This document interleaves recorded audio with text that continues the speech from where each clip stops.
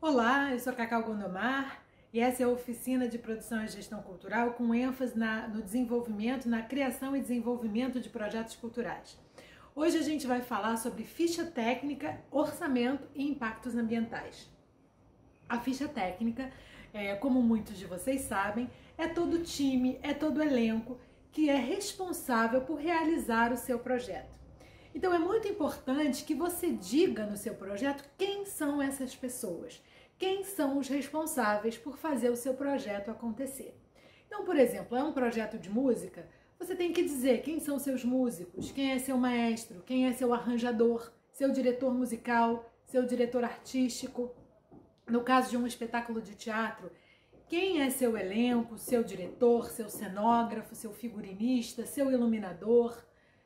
Cada projeto vai ter o time responsável por fazer o projeto acontecer, pela criação do projeto. Então é importante que você liste toda a sua equipe de criação com breves currículos. Como eu costumo dizer, gente, sempre, menos é mais. Não vamos colocar 3 páginas de currículo para cada participante do seu projeto. São breves linhas, 1000 caracteres, 1500 caracteres, com as principais realizações, as últimas realizações dos participantes do seu projeto. É importante, aí na ficha técnica, que quanto mais informação você tenha, você coloque. Quanto mais currículos de cada profissional você disponha, você coloque. É bom para um possível patrocinador, é bom para um analista ler quem são aquelas pessoas que estão fazendo parte daquele projeto. Claro que há currículos que você é praticamente obrigado a colocar.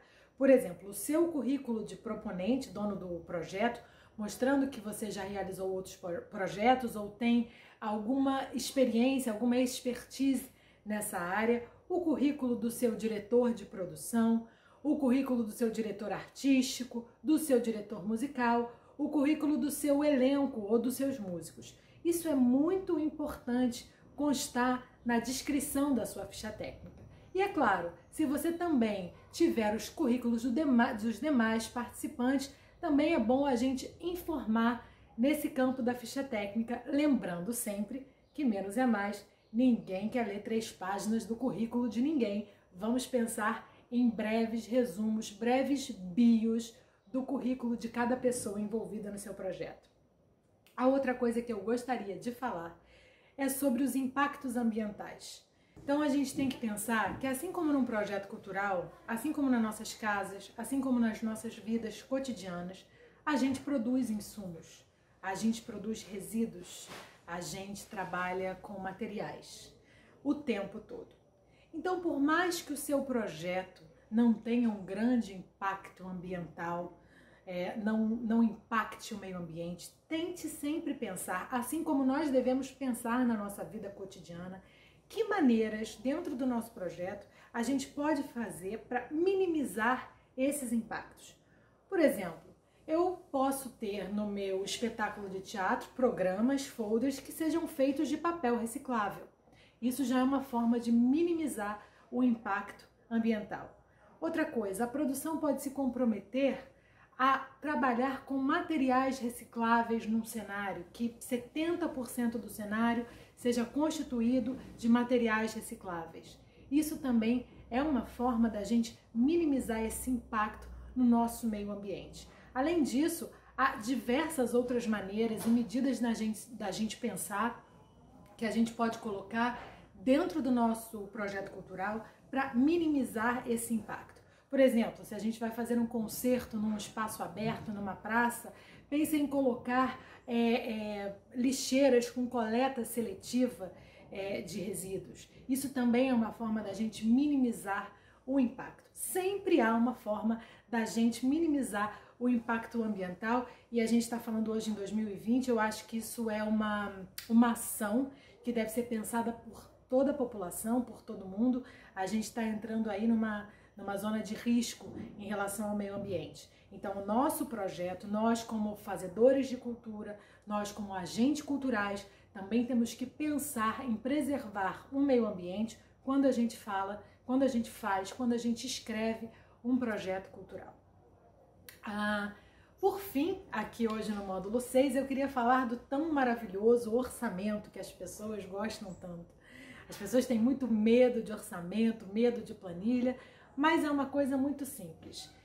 Eu vou dar uma dica para vocês que eu acho que é a coisa mais fácil para a gente pensar num passo a passo da realização de um orçamento.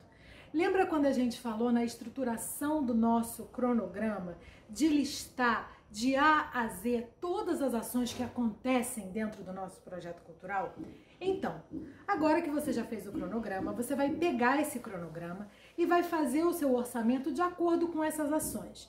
Por exemplo, no meu cronograma, eu tenho ensaios. Se eu tenho ensaios, provavelmente não, certamente eu terei músicos ou eu terei atores. Então, você tem que colocar no seu orçamento um cachê para aqueles atores, para aqueles músicos durante o período dos ensaios e também durante o período das apresentações. Se no meu cronograma tem ensaios, provavelmente eu vou ter que colocar um espaço para poder ensaiar. Se eu não tiver esse espaço, um estúdio ou uma sala de ensaio, então também vamos colocar no orçamento a locação de uma sala de ensaio. Se no meu projeto eu tenho 6 apresentações de um concerto musical, muito provavelmente eu vou ter que colocar um equipamento de luz, um equipamento de som, então eu também vou ter que colocar no meu projeto a verba para esses itens. Então, seguindo o seu cronograma, você consegue montar também passo a passo as linhas, as colunas do seu orçamento. Gente, muito cuidado na hora de fazer um orçamento, por quê? Se você coloca os preços muito abaixo do preço do valor de mercado, o analista, a pessoa que está vendo aquele projeto, vai achar aquilo estranho, vai achar que você não tem noção de precificação, que você é inexperiente e que não será possível realizar o projeto, daquele tamanho, com tão poucos recursos. Se você também coloca os preços lá em cima, quem está analisando o seu projeto vai achar que aquilo não está coerente, que os preços estão super inflacionados, que o projeto está muito caro, quando o projeto poderia custar muito menos.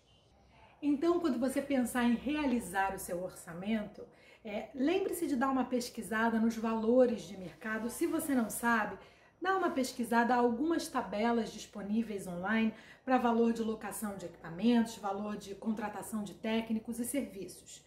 Dê uma pesquisada para que o seu orçamento não fique muito fora da realidade, nem muito alto, nem muito baixo.